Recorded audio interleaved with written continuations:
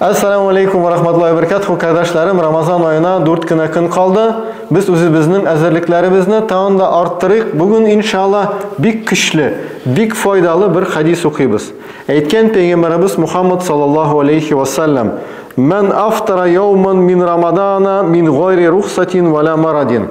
Eğer de bir kişi ruhsatsız, şirlemişi Ramazan ayında bir günne uraza tutmuşu kalsa, "Lam yaqdi anhu sawmu dahri kullihi ve in samahu." Ondan soň ul bir gümür boyu uraza tutsa da, şuşu uraza anın Ramazan ayında kaldırılgan bir günni kaplay almaz. Yani Ramazan ayında tutulgan uraza gümür boyu tutulgan urazadan da üstünürek. Şunun için biz sizin bilen Ramazan ayının faziletlerin, Ramazan ayının kaderin bilip kilik, Ramazan ayından fayda alık. Rabbimiz Allah barımızdan da razı bulsun. Esselamu aleykum ve rahmetullahi ve berekatuhu.